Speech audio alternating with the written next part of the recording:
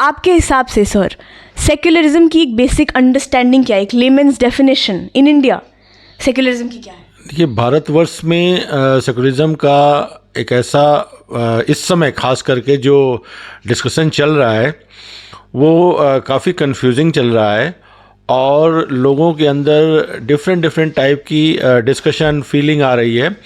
लेकिन भारतवर्ष का जो प्राचीन इतिहास है, यहाँ पे सभी धर्मों को माना जाता है और सभी एक दूसरे के धर्मों की इज्जत करते हैं।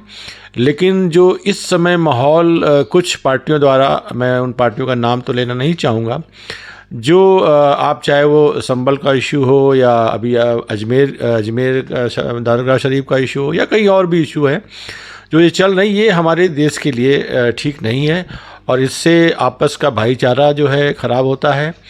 साथ ही साथ जो हम एक दूसरे के साथ प्रेम से रह रहे हैं उसमें भी थोड़ा सा मनमुटाव हो जाता है, चाहे कोई उसमें इन्वॉल्व हो या ना हो। लेकिन भारत में हर समय हर उस इशू हो, चाहे वो पहले रहा हो या अभी रहा हो, हर समय और हर जाति ने एक दूसरे धर्म को सम्मान दिया है। आप जिस क्वेश्चन को कर रहे हैं उसका जवाब आपके पास खुद ही होना चाहिए, क्योंकि ये देश सर्वधर्म वाला देश है और यहाँ भिन्न भिन्न तरह की पूजा पाठ अर्चना रही है। इसमें अधिकार मिला हुआ है कि मुसलमान इबादत कर सकता है, वो अपने कपड़ों को अपने हिसाब से पहन सकता है, हिंदू को भी मिला हुआ वो तिलक लगा सकता है। अगर ख़त्म करने की बात आती है तो मुझे एक चीज़ बताया, जो हमारे देश में पंथ हैं, सिख पंथ है, क्रिश्चियन हैं, मोहम्मडन्स हैं और भी कई पंथ हैं जिनमें बाबा और समुदाय के लोग जुड़े हुए हैं। तो इनका प्रश्न यही है कि ये सारा ख़त्म कैसे हो सकता। अगर मुसलमान से कहते आप दाढ़ी नहीं रखेंगे, आप टोपी नहीं लगाएंगे, ब्राह्मण से कहते आप तिलक नहीं लगाएंगे, जनेऊ नहीं पहनेंगे, तो सिख से भी आप कहेंगे क्या कि दाढ़ी आप नहीं रखेंगे, आप पग को नहीं इस्तेमाल करेंगे। अगर इस तरह की कोई बात है तो ये बहुत देश के लिए सरासर गलत है। हर आदमी को अपने जीने का स्वतःधिकार है। सभी का मजहब सभी को अपनी पुरानी यादों को ताज़ा करता है और सभी को जीना सिखाता है। सबसे पहले तो सर आप अपना नाम बताइए। फतेह खान जी। फतेह खान जी। जी, तो फतेह खान जी, अभी आपने बोला कि देश में आज़ादी होनी चाहिए, अपने धर्म का पालन करने चाहिए। लेकिन अगर हम बाहर जा रहे हैं और हमने अपना कोई रिलीजियस सिंबल हम लेकर जा रहे हैं तो हम सबके साथ एक इक्वल नहीं दिख पाते, हम अलग दिखते हैं। तो आपको क्या लगता है हमारे जो रिलीजियस सिंबल्स हैं ये बैन होने चाहिए या फिर हम इसी तरीके से हमारे धर्म का पालन करते रहें? नहीं, सब वो हमें देखना चाहिए, सही जो है सो क्या है उसमें, जो हम हैं वो देखना चाहिए। अच्छा, तो आप ये कह रहे हैं कि अगर मैं हिजाब पहन रही हूँ तो वो मैं बाहर पहनना चाहिए मुझे? तो अगर कोई तिलक लगा रहा है तो नमस्कार जी। नमस्कार। तो आपके हिसाब से सेक्युलरिज्म क्या चीज़ है, इसका मतलब क्या है, बेसिक अंडरस्टैंडिंग क्या होती है सेक्युलरिज्म की? देखिए, सेकुलरिज्म जो है इसका जो मेन मामला है, जो आदमी अपने धर्म के सम्मान के साथ साथ दूसरे के धर्म का भी अपमान ना करे वह सेकुलर है।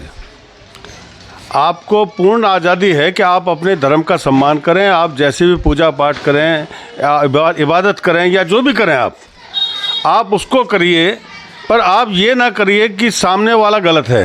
मुझे अगर मीठा पसंद है तो मैं नमकीन खाने वालों को ये ना कहूँ कि तुम भी मीठा खाओ, ये सेकुलरिज्म है। तो आपको सेकुलर होना ही चाहिए। जिस देश के अंदर हिंदू मुस्लिम सिख ईसाई ने बराबर रहकर इस देश को आज़ाद किया, उस देश के अंदर अगर आप एक ही बात कहें कि भाई नहीं यही केवल धर्म रहेगा दूसरा नहीं रहेगा, वो अच्छी बात नहीं है। आज हमें मिलजुल कर रहने की ज़रूरत है और देश में तरक्की भी तभी हो सकती है। आज देश इतना आगे जाने के बावजूद भी आज हम जो लड़ाई लड़ रहे हैं, केवल हिंदू मुस्लिम सिख ईसाई की लड़ाई, जाति पाति की लड़ाई, आज हम वहीं उलझे हुए हैं, देश की तरक्की के बारे में कुछ नहीं सोच रहे।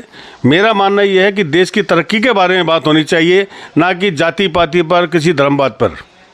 तो क्या आप अपने आप को एक सेक्युलरिस्ट भारतीय मानते हैं? बिल्कुल, मैं बिल्कुल सेकुलर हूँ।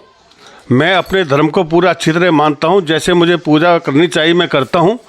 और जहाँ भी कभी कभी मौका लगा है, कभी किसी मुसलमान भाई ने बुलाया, कभी किसी सिख भाई ने बुलाया, कि कृष्णन ने बुलाया, मैं उनके सब समारोह में शामिल होता हूँ और उसी आस्था के साथ शामिल होता हूँ जैसे आस्था में अपने प्रति। तो एक मुंबई का एक कॉलेज था थोड़े टाइम पहले ही, उन्होंने क्या करा, उन्होंने अपने कॉलेज में हिजाब बैन कर दिया, हिजाब, टोपी, ये सब चीज़ें बैन कर दी। उन्होंने बोला कि एक डिसिप्लिन फॉलो होना चाहिए, यूनिफॉर्म फॉलो होनी चाहिए, और यूनिफॉर्म के तहत पे हम हिजाब अलाउ नहीं कर सकते कॉलेज में। तो इसके बारे में आपका क्या कहना है? देखिए, यदि उस स्कूल की ऐसी मंशा है तो उसको उसी कास्ट के लोग पढ़ाने चाहिए, उसी कास्ट के लोग पढ़ाने चाहिए जिसमें ये बात सामने ना आए कि आप कपड़े अलग अलग ढंग के पहन रहे हो। ठीक है, उसका कलर कोड एक हो सकता है, लेकिन उसके पहनाने का ढंग कि अगर वो मुंह ढके हुए है तो उसका मुंह को खोलना, ये कोई पॉसिबल बात नहीं है। ठीक है, और अगर उसको कॉलेज अपना चलाना है तो ब्राह्मणों को बना ले, सरदारों को बना ले, सिखों को बना ले, मुसलमानों को बना ले, किसी भी समुदाय को बना सकता है, और हमारे देश में ऐसे चल भी रहे हैं। लेकिन अगर वो ये कहता है नहीं जी कोड ड्रेस एक है, तो ऐसा नहीं है। हर आदमी की अपनी परंपरा है, अपनी शादी जैसे आदमी जीता है, उसे जीने का अपना एक अधिकार है।